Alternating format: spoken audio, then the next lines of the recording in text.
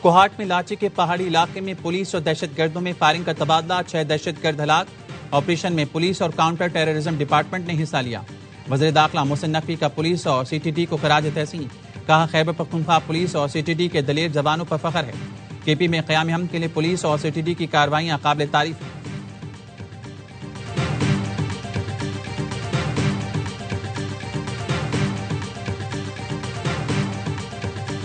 امریکی اور اسرائیلی اہداف ایران کے نشانے پر، امریکی F-35 اور F-16 لڑاکا طیاروں کے تربیتی مراکز کو نشانہ بنایا۔ الخلیج میں امریکی فوجی اڈے پر میزائلوں سے حملہ کیا۔ ایران نے اسرائیل کے مختلف شہر پر میزائل داغے۔ ہولون، رملہ اور لود میں مختلف مقامات کو نقصان پہنچا۔ ہولون میں آگ لگنے سے متعدد افراد زخمی ہو گئے۔ 80 سالہ شخص کو اسپتال منتقل کر دیا گیا۔ اسرائیلی فورسز نے ایران کے متعدد ڈرونز مار گرانے کا دعویٰ کیا۔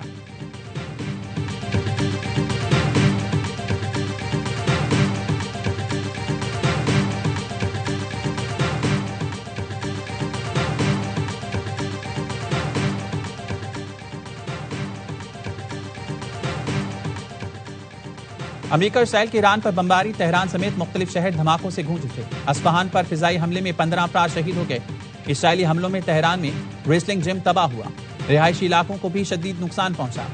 ایرانی ہلال احمر کا کہنا ہے اسرائیل اب تک 30,000 سے زائد شہری مقامات کو نشانہ بنا چکا۔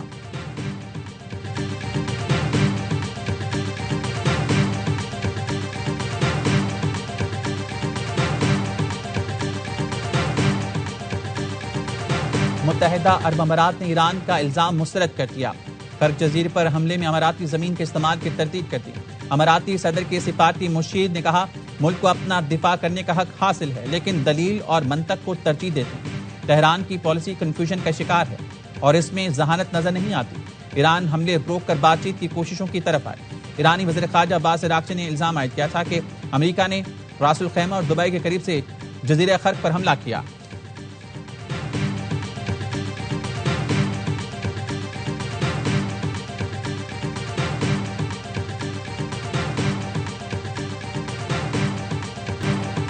آپریشن غزب للحق، پاک افواج کے افغانستان میں کامیاب فضائی حملے، ویڈیو جاری۔ سیکیورٹی ذرائع کے مطابق 14 اور 15 مارچ کی درمیانی شب افغان طالبان فتنہ خوارج کے دہشت گرد ٹھکانوں اور فوجی تنصیبات کو کامیابی سے نشانہ بنایا۔ قندھار میں افغان طالبان اور دہشت گردوں کے زیر استعمال ٹیکنیکل سپورٹ انفراسٹرکچر اور اکوپمنٹ سٹوریج کو تباہ کیا۔ آپریشن غزب للحق کے تحت کارروائیاں اہداف کے حصول تک جاری رہیں گی۔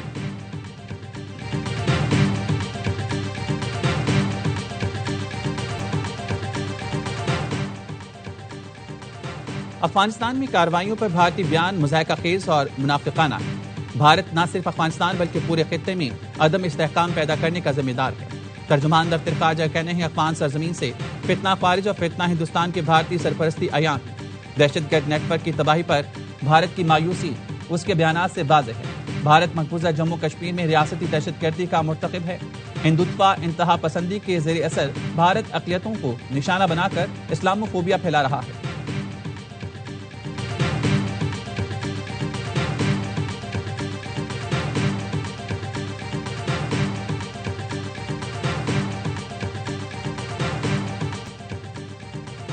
اسرائیل کو ایرانی حملے روکنے والے انٹرسیپٹرز کی شدید کمی کا سامنا۔ امریکی میڈیا کے مطابق اسرائیلی حکام نے انٹرسیپٹرز کی شدید کمی سے متعلق امریکہ کو آگاہ کر دیا۔ اسرائیل کے پاس بیلسٹک میزائل انٹرسیپٹرز انتہائی کم رہ گئے ہیں۔ امریکی اہلکار کے مطابق کئی ماہ سے اسرائیل کی کم صلاحیت سے آگاہ ہیں۔ اسرائیلی کابینہ نے دفاعی اخراجات میں $700 ملین کی منظوری دی۔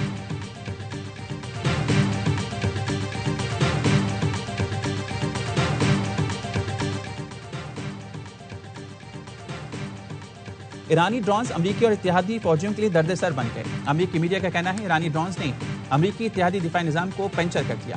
سیٹلائٹ تصاویر اور ویڈیوز میں ایرانی ڈرونز کو ہدف تک پہنچتے دیکھا گیا۔ امریکی ٹی وی NBC نیوز نے ڈرون حملوں کی 30 ویڈیوز کا تجزیہ کیا۔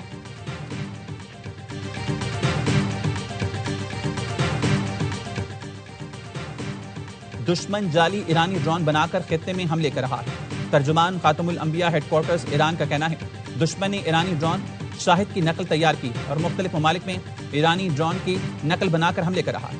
ترکی، کویت اور عراق پر حملے کر کے الزام ایران پر لگا دیا گیا۔ دشمن کا مقصد خطے کے ممالک کے درمیان بد اعتمادی اور اختلافات پیدا کرنا ہے۔ ہم صرف امریکہ اور اسرائیل سے متعلق اہداف مراکز کو ہی نشانہ بنا رہے ہیں۔ ایران زبردست ردعمل دے کر دشمنوں کی سازش کو خاک میں ملا دے گا۔ ایرانی میڈیا نے ایرانی ایرو اسپیس فورس کے اہلکاروں کی ویڈیوز بھی جاری کر دی۔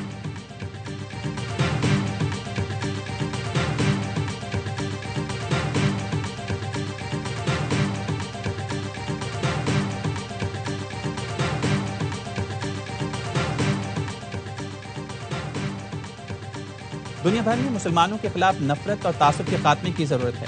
صدر آصف علی زرداری کا اسلام و فوبیا کے تدارک کے عالمی دن پر پیغام، کہا اسلام امن، ہمدردی اور انصاف کا دین ہے۔ اسلام کو انتہا پسندی سے جوڑنا لا علمی کی عکاسی ہے۔ صدر اعظم شہباز شریف نے اپنے پیغام میں کہا ہے دین اسلام تمام نوع انسانی کے لیے امن و عافیت کا پیغام ہے۔ پاکستان نے تمام بین الاقوامی فورمز پر ہمیشہ ذمہ دارانہ انداز میں اسلام و فوبیا کے خلاف آواز بلند کی۔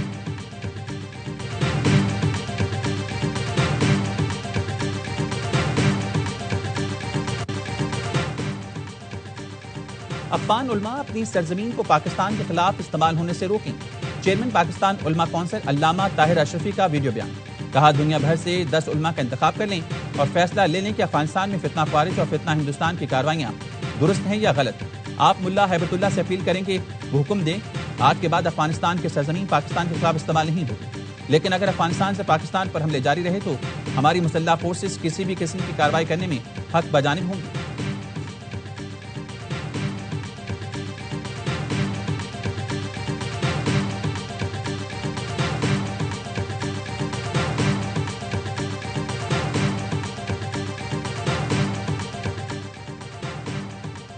افغان صوبے بدخشاں کا خارجی پولیس چیف معراج الدین مارا گیا۔ NRF کے جنگجوؤں نے بدخشاں کے پولیس چیف کو صوبہ تخار میں ٹھکانے لگایا۔ خارجی معراج الدین بدخشاں سے تخار جا رہا تھا۔ نیشنل ریزسٹنس فورس کے جنگجوؤں نے گھات لگا کر ہلاک کر دیا۔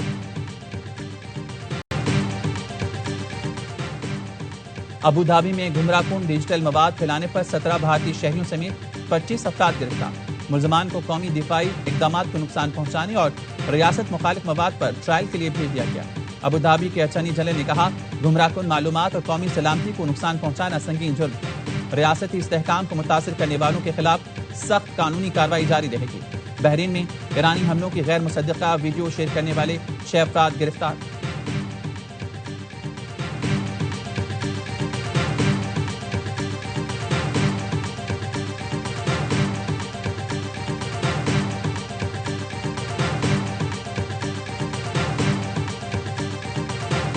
روس امریکی اہداف کو ٹارگٹ کرنے کے لیے ایران کی مدد کرتا ہے۔ یوکرینی صدر زیلنسکی کا الزام، کہتے ہیں میری انٹیلیجنس نے بتایا ہے روس ایران کی مدد کر رہا ہے۔ روس ایران کے ساتھ انٹیلیجنس شیئرنگ کرتا ہے۔ روس کی جانب سے ایران کی مدد سے متعلق تفصیلات دیکھی ہیں۔ روس نے ایران کو ڈرونز بھی دیے ہیں۔ روس ایران کی مدد کرتا ہے، یہ راز نہیں رہا، حقیقت ہے۔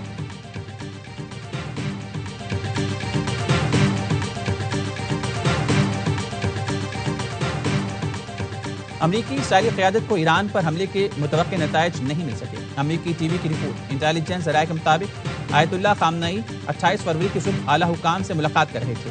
حملے کا مقصد ایک ساتھ قیادت کا صفایا کرنا تھا۔ قیادت کا مکمل صفایا ہوتا تو نچلی سطح کی ایرانی قیادت کو اوپر لایا جاتا۔ امریکی اسرائیلی حکام کو امید تھی ایران سے اچھے تعلقات کا آغاز ہوتا۔ حملے کی ابتدائی رپورٹس میں واضح ہوا ایک نیا مسئلہ پیدا ہو گیا ہے۔ حکام جن کو قیادت دینا چاہتے تھے حملوں میں ان کا بھی صفایا ہو چکا تھا۔ ٹرمپ نے بھی کہا تھا زیادہ تر لوگ جو ہمارے ذہن میں تھے مر چکے ہیں۔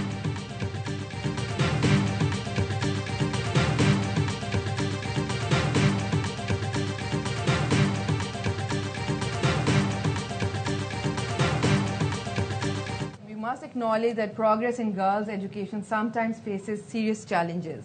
Pakistan has endured the painful consequences of extreme externally funded and sponsored terrorism from our neighborhood, particularly in parts of Khyber Pakhtunkhwa and Balochistan. Khyber Pakhtunkhwa اور بلوچستان میں سرحد پار سے دہشت گردی کا سامنا ہے۔ سینٹ کی قائمہ کمیٹی برائے وفاقی تعلیم اور پیشہ ورانہ تربیت کی chairperson senator Bushra Anjum but کہتی ہیں کالعدم TTP اور BLA نے تعلیمی اداروں کو نشانہ بنایا۔ دہشت گردوں نے حملے کر کے تدریسی عمل متاثر کرنے کی ناکام کوشش کی۔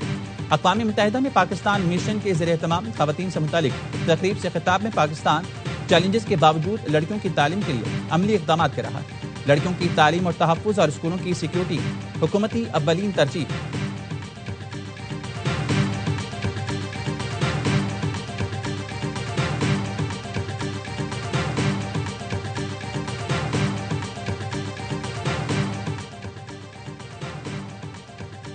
کابینہ ڈویژن نے کفایت شعاری اور ایندھن بچت اقدامات کا باضابطہ نوٹیفیکیشن جاری کر دیا۔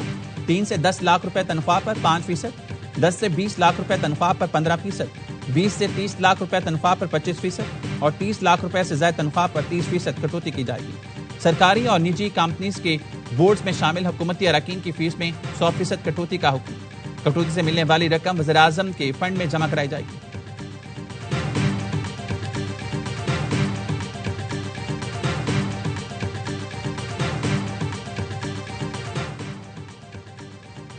مٹی کا تیل 39 روپے 20 پیسے فی لیٹر مہنگا کر دیا گیا۔ نوٹیفیکیشن جاری، مٹی کے تیل کی قیمت 358 روپے 1 پیسے فی لیٹر ہوگی۔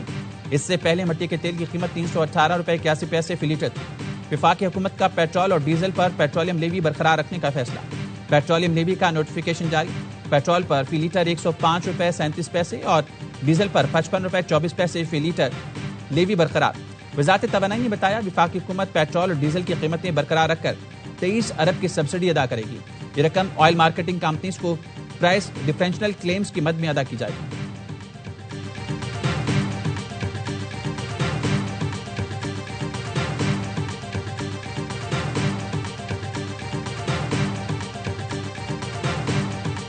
آپ کا امپورٹ بل جو ہے وہ اس کی وجہ سے بڑھ رہا ہے، جو کہ آپ کی پیٹرولیم کی امپورٹ کاسٹ کو بڑھائے گا۔ امریکہ اس وقت پرائم منسٹر کے ڈائریکٹیوز کے مطابق قیمتیں نہیں بڑھائی گئی، جبکہ اس وقت بھی 40-50 روپے کے لگ بھگ پرائسز بڑھنی تھی۔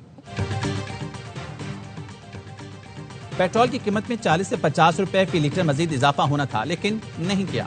وزیراعظم کے کوارڈینیٹر رانا احسان افضل کہتے ہیں موجودہ صورتحال میں پیٹرول کی قیمتیں غیر معینہ مدت تک برقرار نہیں رکھ سکتے۔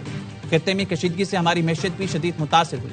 IMF سے بات چل رہی ہے، حکومت ایرانی حکام کے ساتھ بھی رابطے میں۔ امید ہے ایران ابنائے حرمت سے ہمیں سپلائی کی اجازت دے دے گا۔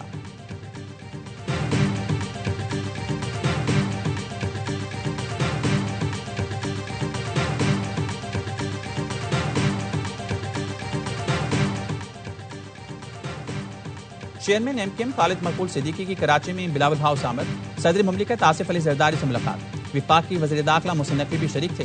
ملکی سیاسی صورتحال سمیت دیگر امور پر تبادلہ خیال۔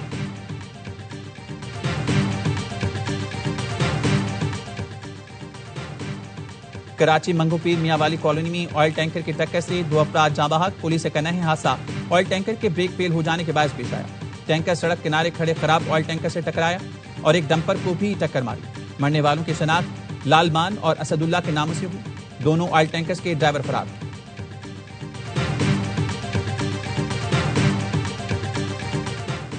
کراچی لانڈھی میں والدین کا گھر لوٹنے والی بیٹی پکڑی گئی۔ پولیس نے چند گھنٹے میں ملزمہ کو گرفتار کر لیا۔ ملزمہ کو CCTV فوٹیج کی مدد سے گرفتار کیا گیا۔ گھر سے لوٹا گیا 1 کروڑ روپے کا سونا اور دیگر سامان بھی برآمد کر لیا۔ ملزمہ کے ساتھیوں کی تلاش جاری۔